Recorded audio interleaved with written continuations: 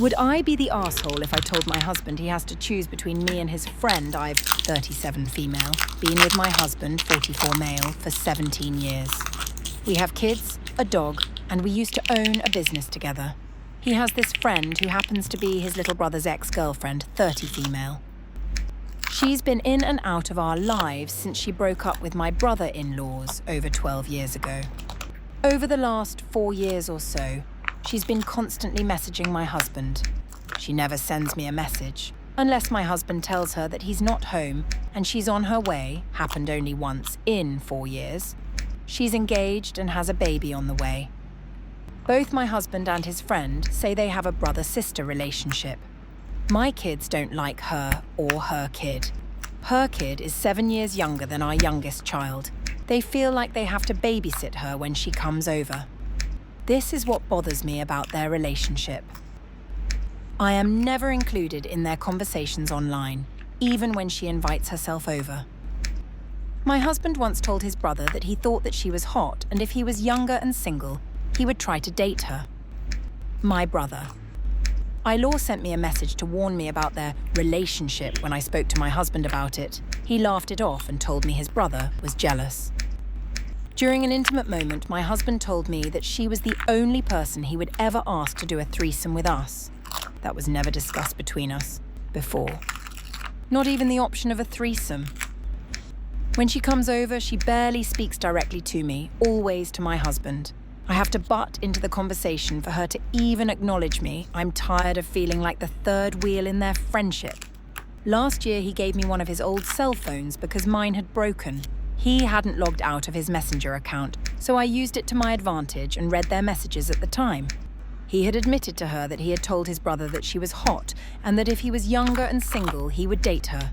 He then told her I wasn't home when he said that, and I didn't know exactly what he said. Her response was to send him emoji. Ever since, I feel like they both occasionally disrespect me in their conversations. All he does is talk about her. Often. He never makes her wait when she texts him. Yet sometimes when I text him, he takes a half hour to answer me. So tell me, would I be the arsehole if I told him that he had to choose between his relationship with me and his friend? Would I be the asshole if I tell my daughter she has to move if she can't follow my house rules? My daughter just turned 20. Don't ask that she stays home every day, and for the most part, she is home every day. She didn't register for the fall semester and claims she will for the spring. She's been really relaxed about job hunting. For the most part, I tried to keep an open mind and understand that she may be just figuring herself out. Rarely does she go out, but she has been smoking Zaza a lot. I'm worried about that. When she does go out, she always wants to come home at 2 a.m. or after. I keep telling her nothing good happens after 2, and I try to make her understand that as a parent, I'm up worrying about her until she comes home. She just says I'm trying to control her, and I'm not. She can leave and come whenever she wants, just not at 2 a.m. Today I told her if she can't respect my rules, she can't stay with me. All she heard was, I'm kicking her out. She says I'll never see her again. She's my only child. I don't want her to just disappear, but I also don't want her disrespecting me and my rules. Any suggestions or advice on how to rephrase this? Update. I hope I'm updating correctly. I did sit down with my daughter and had another discussion. I told her that I'm willing to back off and let her grow up, but she's always going to be my little girl. I'm always going to worry, but that is my issue to deal with. However, I also told her that I will no longer provide her with spending money. Her father and I give her about $500 a month. She is going to have to find a job for spending money. She can either work full-time and not attend school, or she can work part-time and go to school. I also told her that if she goes to school full-time and can't work because it would too much on her plate, I would provide her money. She is free to stay out late as she wants, but she has to be mindful of waking me up, so she has to be quiet. As some of you guessed, she is burned out. Burnout started when she was a junior in high school. She is a smart girl and go good grades up till that point. We put her in therapy during her junior and senior year, but she did not want to continue once she turned 18. I know she is depressed and has asked her to talk to a therapist. She doesn't want to. She isn't happy about me cutting off the money and says she will look into registering for the spring semester. I told her I am willing to help her work on her resume and speak with some of my connections to get her a job as admin, but she says she'll think about it. At this point, all O can do is wait and see if anything changed. But last night, she did go out and came back at 2:30 a.m. I was worried, but I held it together, lol. Oh, I'll be seeing a therapist for my anxiety too. Thanks, everyone. Would I be the arsehole if I started locking our bedroom door in the mornings? My husband and I are on different sleep schedules. He tends to go to bed around midnight or 1 a.m. and wake up around 7 a.m. I don't get to bed until 4, 5, sometimes 6 a.m. and tend to sleep until around noon. I'm aware my sleep schedule is horrible, but until I can get it fixed, this is what I'm living with. The issue is my husband will routinely come into the bedroom and talk to me while I'm still trying to sleep. It's never anything important and definitely nothing time-sensitive that couldn't wait until I was awake. He comes back into the room every 20 to 30 minutes, sometimes to make some random comment, sometimes to ask me a random question. Sometimes he'll walk in and just stand in the doorway staring at me. I've told him before that this feels like a passive-aggressive attempt to annoy me into getting up, and that it results in me already being irritated before I even get up for the day. His response was that that's not how he means it, so it's fine. This morning, he sent our Roomba into the bedroom when I was still sleeping, and the thing roared and banged around in there for an hour. Would I be the arsehole if I started locking the bedroom door after my husband gets up, so I can finish sleeping? There's a second bathroom he can use. It's the one he primarily uses anyway, so I wouldn't be cutting him off from the only bathroom or anything. This way I can finish sleeping without becoming irritated at him first thing in the morning. And he can stop wandering in for no reason. I don't know if it's just an ingrained habit at this point, or if he really is trying to annoy me into getting up, but he hasn't stopped despite me asking him to. Edit. Since so many people keep asking why my sleep schedule is so messed up, I'll put it here. I'm disabled and have chronic pain. If I go and lie down before I'm actually tired, I just end up lying there in pain. It's resulted in my sleep schedule getting pushed back later and later. Not ideal, but also not something I can just fix. I do not work. My husband is technically still employed, but is transitioning out and burning through his time off before he gets out, so he only goes into the office once every other week. Edit 2. Many people are pointing out that maybe my husband is lonely. That's a lot of hours that we could be spending together, etc. We're together literally all day, nearly every day. He only goes into work once every 2 weeks, and even that is only for 3 to 4 hours at a time. We spend the rest of the time less than 10 feet away from each other. We have plenty of time together. The few hours in the morning when I'm still asleep is the most time we spend apart. Would I be the asshole if I told my friend that I was the anonymous person who paid his vet bills? A few years ago, my friend George had a lot of debt and couldn't afford for his dog to have surgery. He finally was going to do it and pay for it on credit cards. The morning of the surgery, I called the animal hospital and paid for everything and told them to please keep it anonymous. I had offered my friend before, and he was too proud to accept. A few weeks later, I saw him, and he brought it up and asked if it was me. My boyfriend at the time, now ex-boyfriend John, immediately jumped in with a, "Yes, we paid it." John made a big showing of it and definitely insinuated that he had made the decision to pay and paid most, if not all of the cost. In reality, he had paid zero, and also was pretty against how I spent my own money. I didn't say anything at the time, as it would have been awkward, and I already felt uncomfortable since I was planning to be anonymous forever.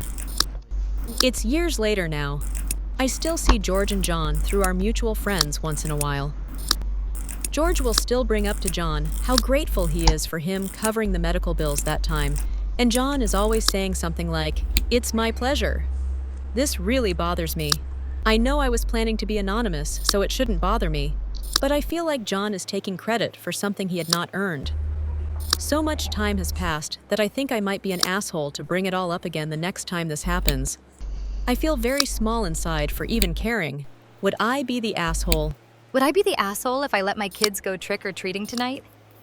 My children have come home from their dad's home. He has them from Monday to this morning. His girlfriend of 7 months dropped them off at mine and told me they are grounded and are not allowed to go trick-or-treating tonight. As she done a punishment now, I have to enforce it. To show the kids we are work as a united front. I asked her what they have done to get grounded from trick-or-treating. She said they wasn't listening yesterday at all to her and made a huge mess that could have been avoided. And as a result, they are not allowed to go trick-or-treating. My children was crying their eyes out over this. I asked her exactly what did they do as telling me they wasn't listening and making a mess isn't good enough. My children are 5 and 3. 5-year-old has a horrible short attention span. He can't focus on a lot and you need to remind him like 10 times to brush his teeth and he will lose his toothbrush when brushing. Even though sometimes it's still in his mouth, bless him. School is aware and we are waiting for a referral as they think he's got a DD. My 3-year-old gets hyper-fixated on anything and everything. This can be hard to distract or to move on to something different. Like for example, Lego, she will sort it all out into color and shapes and will do this for hours with no break, and when you suggest it's time to go to bed or have dinner lunch, she struggles to remove herself from the Lego that she is so focused on. Anyway, his girlfriend refused to explain to me what they'd done wrong, so I told her I would not be doing this without a valid reason. I made sure my children was out of earshot so they didn't see me undermine her. She's gone back to my ex who is saying I have no right to undermine them and should respect and continue with any punishment they give out like they would if I was to ground them. I haven't grounded them as they are young. I have a different method that they don't do at theirs, even though the children are at mine 90% of the time. Dad has them during half term or 1 weekend a month, sometimes 2 depending on his job and shift he has. I told him he needs to tell me what they have done, and he said, they didn't listen to GF while doing the pumpkins, and ended up getting gunk everywhere. Because they was playing with the inside of the pumpkin and didn't wash their hands afterwards, ran into the living room and wiped their hands on the sofa because Paw Patrol came on the TV. This doesn't feel like a good enough excuse to not let children go trick-or-treating. Plus, it's my daughter's first time going as she was ill last year. Would I be the asshole if I just took them anyway? Edit. I will be taking the kids out tonight, thank you, everyone. Tonight, I will be sending them this post and all the comments if they say anything about me taking them. We live in a small town and she knows everything. I don't have a court order in place as we don't really need them here unless parents start arguing or keeping the other patent from contact. Unless it's something serious, of course. But thank you everyone for your comment. I will try and respond to as many as I can later on once we are home. Would I be the asshole for reporting my professor over their troubles with my name? I want to preface this by saying I'm on mobile, and I did make this account purely so I could make this post because my mom advised me to laughing put loud. I, 20 female, am in nursing school and am currently minoring in musicals education. One of my music teachers, who I'll call Mike, 40s male, has always had a problem with saying my name. I am Black, important later, and my name is Dakalia. I know the name is bad, but I learn to love it, and it's also not hard to pronounce. Every single teacher I've had takes about a week or so of me correcting them, then they say it correctly, which is perfectly understandable. Mike refuses to address me by my name, and after about a month of class, he stopped trying. He keeps referring to me as you or girl or some other random name like Maya, but then gets upset when I don't respond. My fiance is also in this class, and it's gotten to the point where he's getting upset with the teacher for disrespecting me. The whole class corrects the teacher. It's frustrating and has drove me to tears a few times. On Monday, I corrected him, and he made a comment about not wanting to pronounce ghetto names. I walked out of that class and did not go back today. One of my friends and my fiance said I should report him, but I feel like I might be being dramatic about everything, and parents agree. So would I be the asshole? Would I be the asshole? If I told my parents I don't want to wrap presents this year if I have to do it on Christmas Eve, so I, female 21, am a college student going to university in another state from mine. Because of this, as soon as I'm done with finals for the fall semester, I usually go home for a winter break. Now, my family celebrates Christmas every year, and for us, it's literally just my parents, male 53 and female 46, my sister, female 7, and I. Ever since my sister was old enough to understand what Christmas was, I was the one wrapping gifts, even if I didn't buy them. While I was still in high school, I didn't mind because I liked helping out, and because I had a ton of free time when I wasn't in school or extracurriculars. However, ever since I left the college, for some reason I've noticed that they get all of the presents that they plan on getting for themselves, myself, and my sister, like at least a week or two before I get home, and want me to wrap them on Christmas Eve. They also expect me to stay up until 1, 2, 3 a.m. wrapping presents, because they were too busy and tired to do it themselves, and they don't want my sister seeing what her presents are. I should note that my sister has this bad habit of going to bed extremely late, so 10 p.m. or later. They have also, in the past, gotten extremely snappy with me and told me angrily that if I don't do what they're telling me to do, they'll cancel Christmas and tell my sister that it's my fault that it was canceled when I tell them I am frustrated wrapping all of the presents that late at night and messing up the wrapping paper from being tired. While I understand are busy with their full-time jobs, I feel like it's unfair to expect me to do it the night before instead of doing it earlier and forcing me to sacrifice my sleep to get them wrapped. And I don't mind wrapping them, I just don't want to do them at 3 a.m. the night before. I have brought up letting me wrap them shortly after I get home while my sister is still at school, since I get home for winter break before my sister gets out for winter break, so that we basically have the same effect, where she will never find out what she got until Christmas Day if I did it while she's at school way beforehand. However, every time I have brought this up, they shut it down immediately.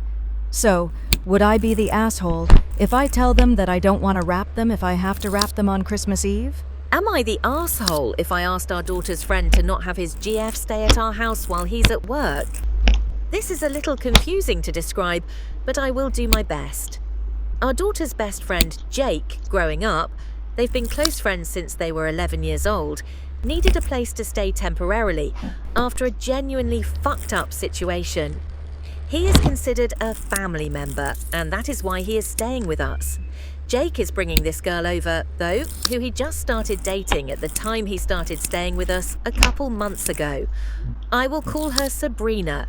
Sabrina is sweet to our faces, but really disrupts the household dynamic by doing things like inexplicably staying in the bathroom for over an hour each time. She says she's constipated. She volunteers this information as an explanation. She does not seem to be doing anything but talking on the phone, which she does loudly and at all hours of the day and night, waking us up. She talks on the phone when she's taking very long showers. She does her laundry here. No one asked us if we would mind if she came over at all, let alone all this other crazy shit. We are at our wits' end. I feel logically we should ban her outright, but Jake is in a fragile mental space too, and we don't want to alienate him or hurt him. But this girl is making it feel like living in bizarro world, and this is our home. It fucking sucks. Am I the asshole if I told him she can't stay here anymore?